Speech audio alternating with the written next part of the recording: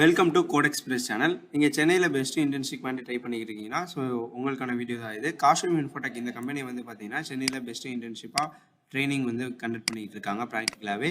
So இவங்ககிட்ட ID ரிலேட்டடாக மற்ற டொமைன்ஸ் எல்லா இன்டர்ன்ஷிப்புமே கண்டக்ட் பண்ணுறாங்க. இவங்களை நீங்கள் கான்டக்ட் பண்ணி நீங்கள் டீட்டெயில்ஸ் கேட்டுக்கலாம். ஸோ அவங்களே வந்து என்னென்ன மாதிரி இன்டர்ன்ஷிப் கண்டக்ட் பண்ணுவோம், அதில் என்னென்ன டாபிக்ஸ், ஸோ இந்த மாதிரி எல்லா டீட்டெயில்ஸுமே அவங்களோட சைட்லேயே வந்து மென்ஷன் பண்ணியிருக்காங்க. ஸோ நான் இந்த யூஆர்எல் வந்து உங்களுக்கு டிஸ்கிரிப்ஷனில் மென்ஷன் பண்ணேன், நீங்கள் செக் பண்ணி பார்த்துக்கோங்க. ஸோ இப்போ நான் இங்கே வந்து பார்த்தீங்கன்னா .NET அப்படின்ற இன்டர்ன்ஷிப் வந்து பண்ணிக்கிறேன்.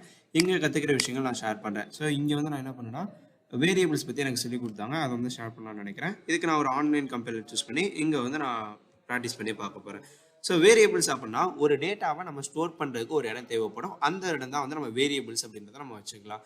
ஸோ அந்த வேரியபிள் அந்த வேல்யூவை ஸ்டோர் பண்ணிட்டோம்னா நம்ம இதுக்கப்புறம் கால் பண்ணுறப்ப நம்ம அந்த வேரியபிள் நேம் மட்டும் கால் பண்ணால் போதும், ஆட்டோமேட்டிக்காக அந்த வேல்யூஸ்மே நமக்கு வந்துடும். இப்போ எக்ஸாம்பிள், இப்போ நான் வந்து ஒரு வேல்யூ நம்பர்ஸ் பேஸ்டாக நான் ஸ்டோர் பண்ணுறேன் அப்படின்னா அது என்ன டேட்டா டைப் அப்படின்றத நம்ம ஃபஸ்ட்டு மென்ஷன் பண்ணணும். ஸோ இப்போ நம்பர்ஸ் பேஸ்ன்றப்ப இன்டீஜர் அப்படின்ற ஒரு டேட்டா டைப்பை நான் சூஸ் பண்ணிவிட்டு இதுக்கு நான் ஒரு நேம் என்ன நேம்னாலும் நான் கொடுத்துக்கலாம். எக்ஸாம்பிள் என்னோட நேம் கூட நான் கொடுத்துக்கலாம், இல்லை ஏதாவது ஒரு ஆல்பபெட்ஸ்லேயும் நான் கொடுத்துக்கலாம். பட் ஆனால் ஒரு 77 ரிசர்வ் கீவேர்ட்ஸ் இருக்கு. அதை தவிர்த்து மற்ற எல்லா கீவேர்ட்ஸ் நம்ம என்னனாலும் வந்து நம்ம கொடுத்துக்கலாம். இப்போ எக்ஸாம்பிள் A = 10 நான் கொடுத்துருக்கேன் அப்படின்னா இந்த மாதிரி இப்போ ஏன்றதை நான் கால் பண்ணாலே போதும், எனக்கு இனிமேல் வந்து 10ன்றதே எனக்கு பிரிண்ட் ஆகும். ஸோ இது எதுக்காண்டி யூஸ் ஆகும்னா, இப்போ நமக்கு இந்த மாதிரி வேல்யூஸ் வந்து இருக்குன்னு வச்சுக்கோங்க. இந்த வேல்யூஸை நம்ம ஒவ்வொரு டைமும் இந்த நம்பரை நான் ஞாபகம் வச்சு அங்கங்கே நான் வந்து டைப் பண்ணிக்கிட்டு இருக்க முடியாது. ஸோ அதுக்காண்டி தான் என்ன பண்ணேன்னா, இப்போ ஜஸ்ட் ஏன்ற ஒரு வேரியபிளை ஸ்டோர் பண்ணி வச்சுட்டு இந்த வேரியபிள் நேம் நான் கால் பண்ணுறது மூலியமா எனக்கு இந்த வேல்யூ வந்து ஆட்டோமேட்டிக்காக வந்து எனக்கு இங்கே ப்ரோக்ராமில் பிரிண்ட் ஆகிரும். ஸோ இப்போ நான் ரன் பண்ணேன்னா எனக்கு இங்கே ஏல இருக்கிற அதே வேல்யூ தான் வந்து பிரிண்ட் ஆகிருக்கும். ஸோ இதே மாதிரி வந்து பார்த்தீங்கன்னா நான் பியில் இன்னொரு வேரியபிள் வந்து நான் கொடுத்துக்கிறேன். ஸோ இதில் இப்போ நம்ம இது வந்து பார்த்தீங்கன்னா நான் ஃப்ளோட் வேல்யூஸ் ஆயிருந்துச்சுன்னா நமக்கு வந்து ஃப்ளோட், அதாவது டெசிமல் வேல்யூஸ் இருந்துச்சுன்னா ஃப்ளோட் அப்படின்ற இந்த டேட்டா டைப் வந்து சூஸ் பண்ணுவோம். இங்கே வந்து நான் வந்து 5.5 அப்படின்றத நான் கொடுக்குறேன். ஓகேவா, ஃப்ளோட் வேல்யூஸ். ஸோ லாஸ்ட்டாக எஃப் அப்படின்றத நம்ம டிக்ளேர் பண்ணுவோம்.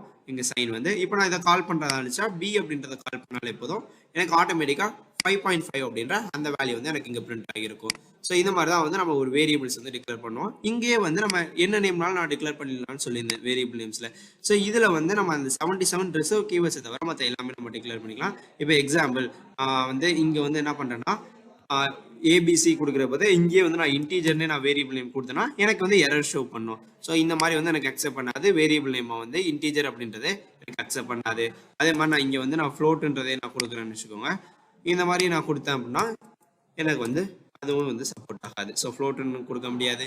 இது மாதிரி பிரேக், கண்டினியூ, இஃப், எல்ஸ், ஸ்விட்ச், இந்த மாதிரி நமக்கு நிறைய ரிசர்வ்டு கீவேர்ட்ஸ் இருக்கு. ஸோ அந்த கீவேர்ட் 77 ரிசர்வ்டு கீவேர்ட்ஸை தவிர்த்து நம்ம வேற என்ன நேம்னாலும் நம்ம கொடுக்கலாம். எக்ஸாம்பிள் அப்போ வந்து நான் கோட் எக்ஸ்பிரஸ்ன்ற என்னோட சேனல் நேமே கூட நான் இங்கே வந்து நான் டிக்ளேர் பண்ணிக்கலாம். ஸோ இந்த மாதிரி கொடுத்துட்டு இந்த நேமே நான் கால் பண்ணுறேன் அப்படின்னா எனக்கு அந்த வேல்யூ வந்து எனக்கு பிரிண்ட் ஆகிருக்கும். ஸோ இதை நான் அப்படியே காப்பி பண்ணிக்கிறேன். காப்பி பண்ணிவிட்டு இப்போ நான் இங்கே இந்த நேம் நான் கால் பண்ணாவே எனக்கு 2.5 அப்படின்ற 5.5 அப்படின்ற அந்த வேல்யூ வந்து எனக்கு பிரிண்ட் ஆகிருக்கும். ஸோ இதான் வேரியபிள்ஸோட யூசஸ் வந்து. ஸோ இந்த மாதிரி தான் நம்ம டிக்ளேர் பண்ணோம். ஸோ ஃபர்ஸ்ட் அது என்ன டேட்டா டைப் அப்படின்றத மென்ஷன் பண்ணணும். அதுக்கப்புறமா அதுக்குன்னு ஒரு வேரியபிள் நேம் செட் பண்ணிவிட்டு அண்ட் அதோட வேல்யூ வந்து நம்ம டிக்ளேர் பண்ணோம். ஸோ இதுக்கு பேர் வந்து பார்த்தீங்கன்னா வேரியபிள் இனிஷியலைசேஷன் அப்படின்னு சொல்லுவோம்.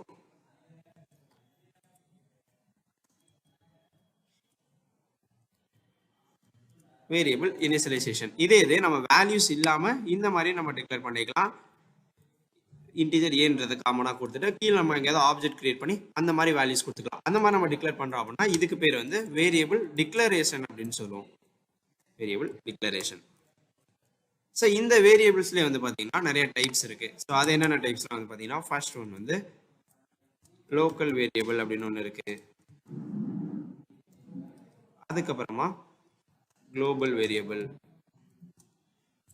அதுக்கப்புறம் instance variable, static variable, read only variable,